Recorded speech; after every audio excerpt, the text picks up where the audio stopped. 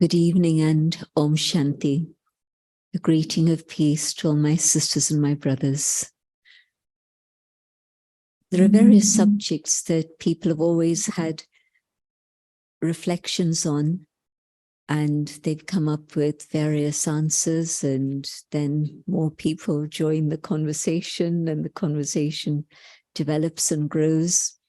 I'm thinking about three subjects that relate to our existence. And so one is the whole subject of who am I? There's been a debate about that for millennia, and it continues. For this weekend, maybe there'll be a time to explore that very specifically. And the second question, is there some other power apart from humans who's guiding things, who's holding things, who's controlling things? Is there something like that, or is it that things just happen randomly? And so the second question that people have explored for a long time. And the third subject has been the subject of time. What is time? Can you hold it? Do you run with it? Does it slow down? Does it speed up? Is it my imagination? Is it digital? What is it? And so this particular retreat, we'll be exploring all three things with a special focus on the subject of time and our relationship with time. You know how some people always seem to be struggling with time. There's never enough time. The clock ticks on step by step by step. So it's the same for all. But for some, it always seems to be too fast. And for some, or even for the same person, at times it seems to be too slow. And so what's going on? And in particular, it feels that over the last 100 years or so, time has been moving in a very strange way. In a way, it seems to be speeding up. A lot of things happen very, very quickly. If I just think about all the things that have happened since the start of 2020, it's just a long, long list of things that seem to have happened. And it's become so delicate that you wonder what's going to come next. You really have a question about it because so much that's unexpected happens. And the philosophy of India tells us that time moves in a cyclical manner, which is very different to the Western concept of time moving on a linear scale. And so that's another thing to ponder over. Is it linear? Is it cyclical? How does it work? And why in India they think it's cyclical is because everything in nature seems to follow a cycle. And you have the year and the seasons of the year. You have the cycle of day and night. And if you look at anything in nature, there just isn't a straight line. You never ever find a straight line. Everything is part of a curve, part of a circle, a little circle or a bigger circle. And so it makes sense that time also moves in a circle rather than a straight line. When the ancients devised sundials, and we've got one sitting there, but it's not exposed to the sun, so I'm not sure that you'll be able to tell whether it's lunchtime by looking at this or not. But generally, again, they would say the way whether the earth is rotating or they thought that the sun was rotating, but whatever it is, they knew that time moved in a circle, even though they saw it at that time just as the 24-hour circle. But expand that 24 hours into the 12 months, and it's a bigger circle, expand that even further, and it becomes really a very big circle of thousands of years. And I don't know how many of you noticed the little circle that has been created here within this room. and whether you notice the colors of the drapes that are hanging here. And if you didn't notice, I'll point it out now. But there seems to be one particular color here, and another one here, and another one here, and yet another one here. And in fact, it's very representative of how we see time, that time passes through a certain phase in which everything is very beautiful and golden. And it moves into another phase where we would say it's a silver age, and things have mellowed a little. Not everything is bright and beautiful as it used to be, but now it's a little bit dull, but it's okay. It's very pleasant. And then you reach another point of time where things seem to move in a different direction. And you have what we would call the copper age. And there's still beauty there, but it's changing, it's moving. And then we come to a period that we would describe as the Iron Age. And this is described in various ways in different traditions as the Age of Darkness. This period was described as the Age of Light, and this, the Age of Darkness. What period would you say we're passing through now? This one? That one? This one? Or this one? Can you take a guess? The period of light? The period of darkness? Who feels this may well be that period of darkness? Yeah, I think when you start reflecting on it, you see things that really shouldn't be happening, and yet they are happening. And you feel, well, what kind of direction is humanity going in? Whether you see the state of the climate, whether it's the environment, and I know some of you are interested in particular in these subjects, or whether you see the state of the economy, and that impacts all of us. In England, it's particularly visible that the economy is in a state of breakdown. And then you also see the state of human relationships, and you see the condition of human minds.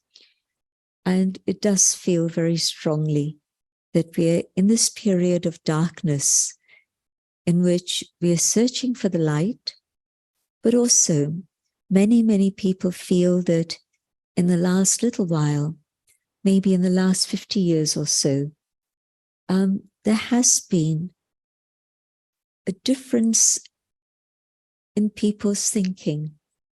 We never used to use the word vision, but some years ago we started using the word vision.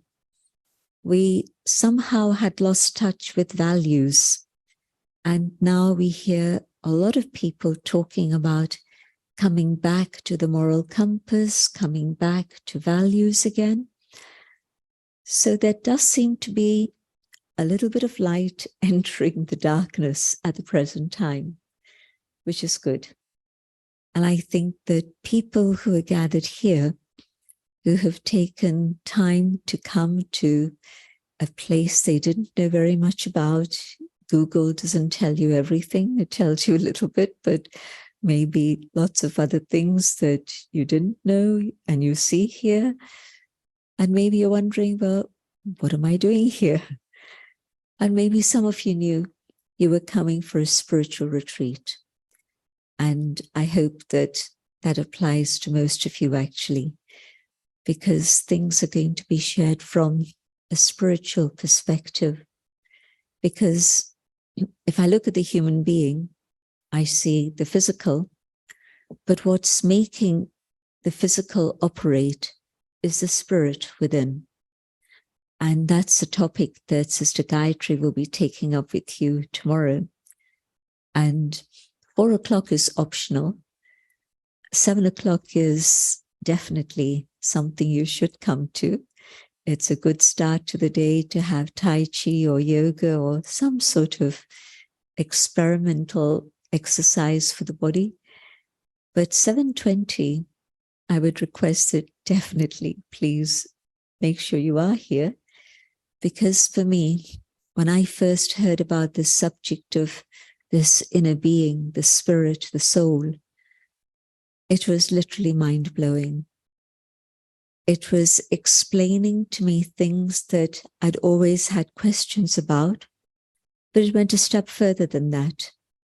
It was like answering questions that I hadn't even learned to formulate. And so that particular subject of the inner being, the soul, is fascinating. And so we'll be taking that up. But I think that there must be something within you that stirred when you received the invitation to be here and you thought, well, 4 days is a long time. Peace Village is far away, but I'd like to be there. And you made it. So thank you. And within this time, this exploration of how light is entering this world of ours again is a topic we'll be exploring. Because whenever there's darkness, nothing stays dark forever. In fact, the other aspect of the symbolism of the circle is that a circle is constantly moving. There's constant change. And I think we're very used to that by now, especially at this period, because nothing stays the same. Whatever it was yesterday, things are different today. It applies to our inner world. What I was like yesterday, hopefully, even within 24 hours, there's been some transformation, some aspect of growth, not just in the cells of my body, but in the way I think, in the way that I feel and behave. And so constant change is a reality of life.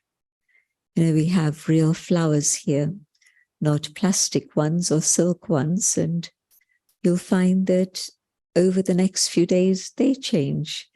And you're happy because they're real. You expect that to happen. You don't expect them to remain static.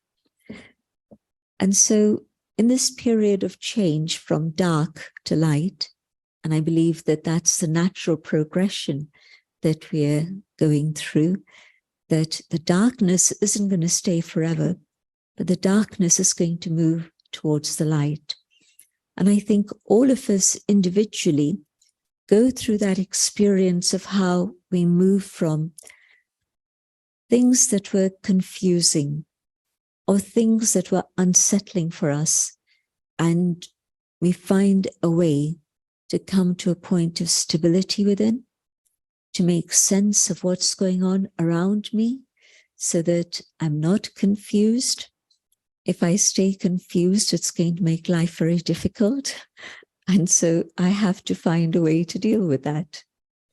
And usually it's something that I find inside of me rather than something outside, because I don't know how something outside is going to last. I don't know how long it will be sustainable. But something that's coming up within me and that guides me towards the light is something I can trust, I can rely on.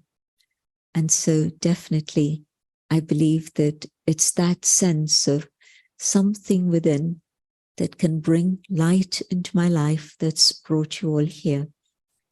But of course, when there's a transition, and especially if there's a major transition, the transition from gold to silver to copper to iron was all gradual and very, very natural. But the transition from the dark to the light is very dramatic. And this is why what we are seeing in the world at the present time are two different energies working.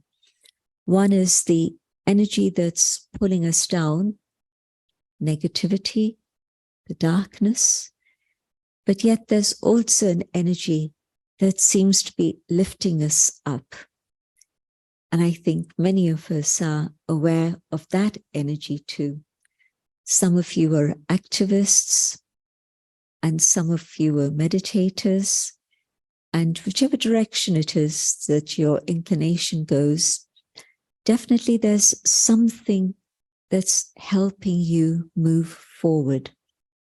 But maybe within your activism, what you're also finding is that it's very frustrating. The targets that you've set yourself, or the targets that collectively a group has set itself, we're falling short of those targets. It feels as if we set ourselves a place to come to, and the target seems to be moving out of reach more and more, whether it's peace, whether it's finding a way to eliminate carbon waste and come to a state of zero carbon. It seems to be a target that's moving further and further away. Instead of all our energy and work being directed, we're not getting there. And so on the one side, we are striving for this light, and yet circumstances outside seem to be going a different way. And so how do I resolve all of this? I came to Raj Yoga in a conscious way. I'd been exposed to it from childhood through my mother and grandmother, but I came to it a very conscious way when I was 18. And at that time, not only did I find many, many answers, but I had several experiences that confirmed that things can get better, that we can move into an era of light once again. And so that's what this weekend is all about. How do we make that shift from the darkness that seems to be enveloping even many of our leaders? Look around the world and see the state of leadership generally, and you see that they're struggling. They're struggling with trying to sort things out.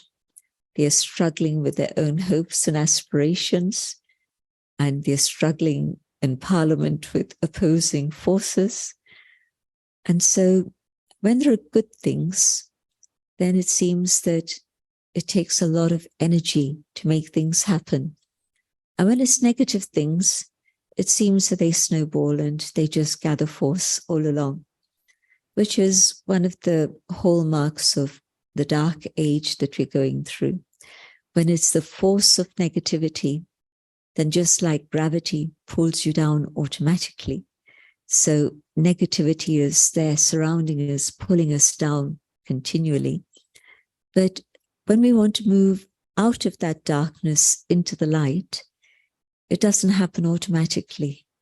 It happens with very conscious attention and motivation. And you have to find a gathering in which you're supported in that intention and motivation. And so when Judy was talking about the fact that we come here to meditate, we come here to listen to spiritual lessons, well, all of that is part of that environment that's created that can be supportive in my journey to the light. And so in this journey, there can be a change of consciousness, a change of heart, a change of attitude. All of this happens. And yes, once you start that journey, there are many forces that can help you move in the right direction. But also, I believe, time is moving in that direction. And so because it's the right season, when it's the right season, the strawberries will grow on their own. They don't need a glass house around them. They'll just come up because the season is right. All the ingredients are in the right place. Same thing. If today we're striving to move to the light, I believe the season is right for this transition. And we'll find the right ingredients, the right mixes, the formula that can help move us there. So I hope that this weekend will be one in which you feel that there is light within and it's coming out to shine. It's your light that will be shining, and you feel the impact that it has on everything around you. So dancing with time is very beautiful. It's moving very fast. Sometimes the tempo speeds up, and I think that's what's happening right now. And so we can't just walk, we can't even just run, but we have to dance fast. And maybe in the dancing, we also learn to fly, so that truly we're able to achieve what it is we would like to achieve. So that's a very general outline of some of the things that will be coming up this weekend. Thank you for your attention. Om Shanti.